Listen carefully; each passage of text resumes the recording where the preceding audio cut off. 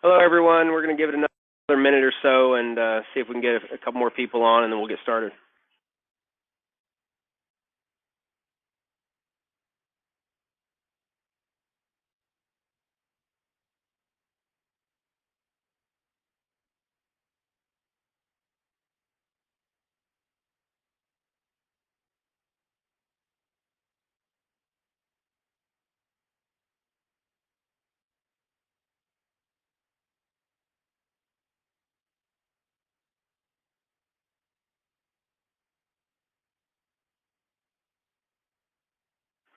Okay, welcome everybody. My name is Scott Walker. I'm the product specialist here at Gradient Annuity Brokerage, and today I have with me Chris Bartok. He's the lead actuary with Innovative Design Group. They're leaders in the industry as for product development. Quite a few products you've probably sold yourselves. They have put into the industry, and today he's going to talk more on the security benefit side. So, Chris. Awesome. Yeah, thanks, Scott, and thanks everyone for taking a little time to listen to me today. Really today going to focus on the strategic growth and strategic growth plus products from Security Benefit. These are really accumulation focused annuities. And really the thing I want to drill a little deeper on today is, not only how these are kind of market leading products, which we'll go through, and I really think they are, but really drill down on the topic of diversification. We'll go way deep into this, but I think from an index diversification and giving your clients options, these really are the strongest two accumulation products in the space, and really want to spend some time kind of educating and give you some ideas of how to position that story. Before we do that though, just to kind of zoom out on, just to kind of frame our discussion and frame how these products sit in the marketplace today. We talked to quite a few advisors and we talked to firms like Gradient, listening to what they need in the space and what they see in the space. And, we know in today's market, accumulation products are really where the ball is. That's where most of the sales in the space are going to. And I think that's what most of you are doing with your clients, whether it's as a bond alternative, whether it's for free withdrawals, or however the product's being used. Accumulation is really kind of the most important story in the fixed annuity space. But that said, you guys have a lot of options for product. We compete in the marketplace and we work with a number of different carriers, but from an accumulation point of view, there's a ton of different products out there. And I think it can be a little bit challenging to decide, what's best, what fits my client, and how do I really kind of sort through all these products and make a product choice that I feel really comfortable with. So, talking to advisors, talking to, wholesalers, the kind of four categories that have come up as common things and things that people really seem to care about when picking an accumulation are the four things that I've got on the screen here. And we'll kind of go through all four of these and really line up how strategic growth works and how it lines up with each of these four things. So when I think about accumulation, I think about strength of the carrier in terms of financial strength, renewals, credibility, service, everything that goes into that. Core product features, so the main things in the FIA that make it a great accumulation vehicle. Upside potential, what type of index growth can you offer your clients? And then finally, diversification opportunity.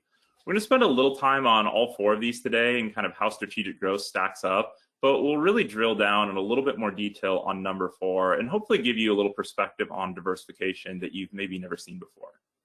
So just to start going through this quickly, strength of carrier is really important. Again, whether you're talking about financial strength, whether you're talking about renewal rates, whether you're talking about customer service, all of those things matter a lot. And fortunately, Security Benefit just has a great story across the board here. They're A-rated with all 3 major rating agencies, so A- with AM Best, Fitch, and S&P. And from a financial strength point of view, they sit in a great position and have really never been stronger. Over $40 billion of assets under management, over $3.5 billion of capital backing up that business, great mix of products, both in terms of general account and variable account assets. And again, I won't go deep on the Security Benefit story today, but they're a company that we're really proud to work with. We're really proud of the financial strength and kind of the customer service and the whole team that works there. So from a carrier strength point of view, they're someone we feel really comfortable with. And I would encourage you to, talk to your team at Gradient to really get comfortable with Security Benefit. But from our point of view, they're just really a top tier carrier. It kind of takes me to my second thing that matters in accumulation, and that's really core product features. Before you get to any index options or credited rates or anything like that, I think you have to start on a solid foundation of a good annuity chassis that provides great benefits to the client, kind of regardless of the index option. So strategic growth in our mind was really built to be that in the accumulation space. So strategic growth is a series of 2 different products. And kind of the common features across these 2 products is they're both very, very simple accumulation only 10-year fixed index annuities. So there's one surrender charge schedule, very simple, really no moving parts there. These are no fee products and they will always be no fee. So there's no client fees, there's no rider fees, and there's no ability for the company to add a fee after the fact like there are on some other annuities in the space. 10% free withdrawals. We hear liquidity is important, especially if the product's being used to help fund retirement income or other needs for liquidity. So beginning in the 2nd year, both products have 10% totally penalty free. And then both products also have a 7.25% agent compensation. As you might imagine, there's always a balancing act between, agent compensation and consumer value. But with strategic growth, I really feel like that 7.25 is a sweet spot. It's higher than many of the other accumulation focused products out there, but it's also kind of in the right range where the consumer and the value in this product is really, really strong and really stays market leading. So we think that's really fair from a compensation point of view, while also providing great consumer value. The 2 products, specific products that are in this series are the Strategic Growth and the Strategic Growth Plus. And the difference is really simple. Strategic Growth is the no bonus version, and it has the highest rates. So it'll have the highest caps, lowest spreads, highest par rates. Very, very competitive. Strategic Growth Plus has a 6% premium bonus. To be clear, that's 6% in every single state, so there are no state variations. Again, we tried to make this a very simple story so that no matter where you are, if you have multiple offices, it's always 6%. And the rates on it are just a little bit lower. So there's no fee for that bonus, but the caps are a little bit lower, the par rates are a little bit lower, but still very competitive and very strong growth options. So from this point of view, strategic growth, from terms of core product features, it's no fee, bonus or no bonus, 10% free withdrawals, really built on that core fixed index annuity chassis. We wanted to make it simple and something that was a great foundation for the rest of the product. Item number 3 on my list was upside potential. We've got a lot of different index options inside these 2 products. So what I've got here up on the screen right now is the current credited rates for strategic growth. So this is the base product. And I'm not going to go through it line by line, but there are 13 different index crediting options in the product. That's a lot, but we're going to talk a little bit more about diversification and maybe give you some perspective of why there's so many in the product and why we really think it does add a lot of value. But for our purposes here, it's just really important to note there's a lot of competitive options. Whether you're looking at traditional, S&P linked options, you have a great cap rate, a great participation rate. Whether you're looking at the volatility controlled space, we have indexes that are unique and proprietary to a bank, like the Morningstar Moat or the UBS Market Pioneers. And then we also have some S&P linked ones like the Mark V, the low volatility or the factor rotator.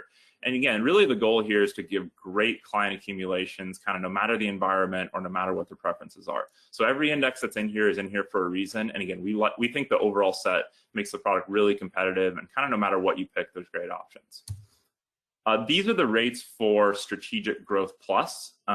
So this is the 6% bonus product.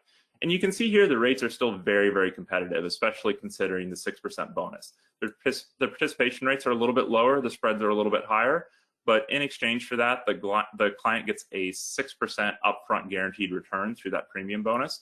So we think it's a really fair trade. And then it's really up to you working with the client to decide which version of the product is the best fit for them, whether they want the bonus or they want the higher long-term accumulation potential.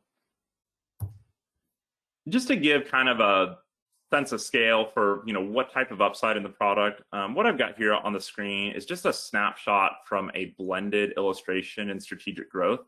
I believe in this case I was using 50% in the Mark V and 50% in the Moat index. But again, there's lots of other ways to configure the product. And what this is just showing is annualized rates of return over kind of all the index history that we have available in this product. So looking at the recent, the median, least, the median, which is kind of the middle scenario, and then the best. And again, you really see it's kind of a 4.8 to over 7% range of return potential in the product. For a principal protected product with no fee in an interest rate environment where bonds maybe yield, 2 to 3%, a bond fund if you're lucky. We think this is really great client upside. We think this is great, accumulation potential. And it's really why the product has been so successful, is because you have all these great options, and on a blended basis, you can show, very strong and very consistent returns. So from an accumulation, just pure upside potential, we think this product is really competitive. And again, it's been incredibly popular because of that. But I want to dive into a little bit of a different topic, getting away from sort of illustrations and back testing, and talk to you a little bit about the idea of diversification. So diversification is certainly something that gets talked about a lot in investing in finance. One of the famous quotes on this is from Harry Markowitz, and if you don't know who that is, he's a kind of academic that, his work kind of created a lot of the foundation for modern portfolio theory and a lot of the math that drives the investing world today. But anyway, his quote was, "Diversification is the only free lunch in finance." And what he's really talking about is, in most areas of investment, in most areas of finance, if you want more return, you have to take more risk. It's kind of an intuitive concept, but I do think some people sometimes lose sight of it. Stocks generally return more than bonds, but stocks also have higher risk than bonds. Small cap stocks tend to outperform large cap stocks, but small cap stocks tend to have more risk than large cap stocks. And kind of no matter what you're comparing, generally the case is there's always ways to get more return in the world, but all of those ways to go get more return also create more risk. Again, kind of an intuitive concept, kind of a fair way of looking at the world. What his insight was, and why the investment industry really focuses on diversification, is because it's the one thing that kind of breaks you out of that trap. Through diversification, and again, this is a lot of his work, you can actually increase both your rate of return, but also lower your risk at the same time. By taking advantage of the fact that some things go up when other things go down, by constructing a portfolio in that way, you can both enhance your return rather, and lower risk in an investment portfolio.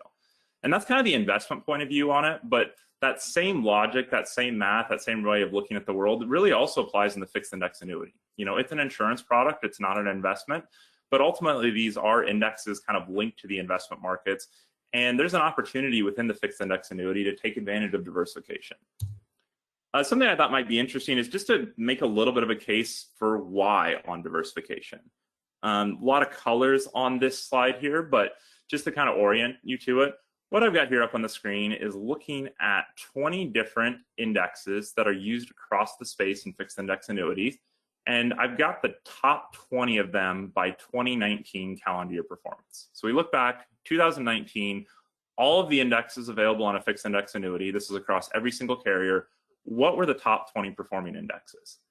And again, you see the list starts with the CIBC Balance 10 index and ends with the Mark 5 index. And that was kind of the top 20 that year.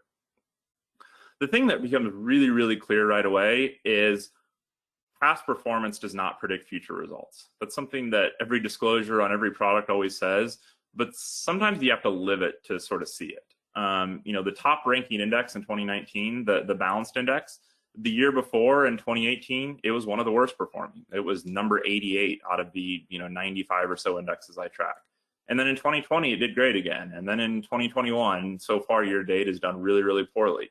And I highlight this not to pick on that index. I have nothing bad to say about and really any index on this list, but to really highlight the fact that when you're looking at a product and when you're sitting down with your client, making allocation decisions, making index decisions, it's really, really hard to know, which index is going to do well in any given year. When we pick indexes, when we build annuity products, we really pick for long-term performance. We pick indexes from partners that we believe in, that we believe have the ability to outperform over the long term. But over the short term, we have no crystal ball. I sometimes get that question from advisors of, hey, what should I allocate to? What's going to do the best over the next calendar year? And the reality is I have no idea. The kind of the reality of the financial market is we don't know if stocks are going to do well over the next 12 months. We don't know if bonds are going to do well over the next 12 months. And so there's a lot of value and there's a lot of client comfort to having diversification, having indexes that move in different ways, and really giving your client options kind of no matter what the next environment is. And that's why we care so much about diversification. That's why there's 13 index options in this product. And I'm going to dive a little bit deeper just to kind of prove that story out to you and prove how strategic growth, I think, is the best product in the market from a diversification point of view. So when I think about diversification, there's a lot of different ways to slice it, but I think about kind of 4 different categories that you could be diversified across when you're sort of picking indexes inside a fixed index annuity. And I've got those 4 listed on the left here. It's asset class, volatility control, return type, and stock component. I'm going to go through these in just a little bit of detail, and fair warning, this might get just a touch technical, but before I even get into that, really the high level takeaway here is no matter how you think about diversification, no matter how you slice the index universe up and the different ways that indexes can be constructed, strategic growth really has an option in every single bucket. Again, no matter which way you're slicing it, and again, I'll go through the slices here in a second, strategic growth has a great option in every single one of those categories. So no matter what the investment environment in the future is, you've got great choices in strategic growth that really take advantage of each of these different diversification buckets. So just to go into a little bit more detail, let's start with the first one and probably the biggest and most intuitive one, which is asset classes. When you think about asset classes, this is what underlying stuff does the index actually track? Again, it's not an investment, it's not invested in these things, but the return of the index is based on the underlying movement of, largely stocks, bonds, or commodities would be your 3 categories. And there's really an advantage to each of them. Again, there's a reason they all exist. Stocks are the core growth engine and are ultimately going to drive most of the performance in the product. But bonds can provide safety and diversification. And commodities, while they've struggled over the last 10 years, they really can be a diversifier, especially in an inflationary environment. And strategic growth has options in all 3. Under each category, I've listed each of the indexes that's available in strategic growth that has an exposure to each of these things. So stocks, every index in the product has some equity exposure. Bonds, 4 of the different indexes have a bond component. And again, that's important because if we're in an environment where bonds are doing really poorly, you have options that don't allocate to bonds. And if we're in an environment where bonds are doing great, you have 4 options that do. Again, that's diversification. That's what having options means, is the ability to allocate to things that are working when they're working. And particularly on the commodity side, strategic growth is one of the only products in the annuity space that has an index with a real commodities exposure. It's not something that we've seen be super popular lately just because commodities have struggled kind of over the last 10 years. But the UBS Market Pioneers Index has a pretty heavy commodities element to it. And we've already seen year to date, if you guys are following financial news or even talking to your clients about what they see, inflation is really one of the big concerns that are coming up here. And again, I don't have a crystal ball. I don't know if we're in sort of a short-term worry about inflation or a long-term environment of inflation. But to the extent we're going into the latter, an index like the UBS that has a real commodities component is really one of the few indexes in the index annuity space that could take advantage of that. And so that we like that as a diversifier. The second category that I kind of think about diversification and think about slicing it on is volatility control. And again, this may be something that you're really deeply familiar with or something that you're only familiar with at a high level. But volatility control is the feature in these indexes that actually control volatility and manage it to a certain level. And really the 3 choices you have is no volatility control, a low volatility control at the 5% level, or a higher one, like a 7% one. And again, great reasons for all 3. No volatility control, if the market just grinds up and equities deliver stable, consistent performance, that's going to be your best performer. But there's a reason that we like lower volatility control indexes. And the reason for that is that they may provide more stable returns. And importantly, they also provide more stable renewals. The volatility control feature in the index makes the pricing for the insurance company much more stable. And that gives them the ability to offer much more stable renewal rates to your clients. So there's a reason for those indexes to exist. And in some environments, they're going to do really well. Similarly, on the higher volatility control side, with that higher risk budget, essentially what that higher risk budget means is that the index can have more equity exposure. So if you're in an environment where equities are doing really, really well, but you still need that volatility control, those higher vol control indexes are going to be your best performer. So there's really an environment for all 3 of these. And again, like I'll highlight on every single page here, strategic growth is one of the few products, is really the only product, I should say, in the annuity space that delivers options on all 3. You have the traditional S&P 500, but you also have some great low vol options and then some higher vol options for kind of no matter which of those three environments we're in. The last kind of dimension that I'll highlight here is return type. And this may be something that some of you have seen but aren't really familiar with. I get questions on this from time to time.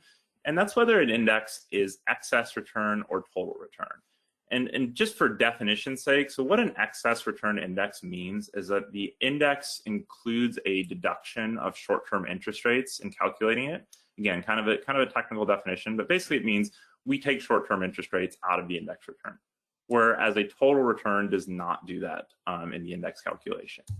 Again, why do these exist? Why do you want both of them? Well, excess return is really important because it provides more stable renewals.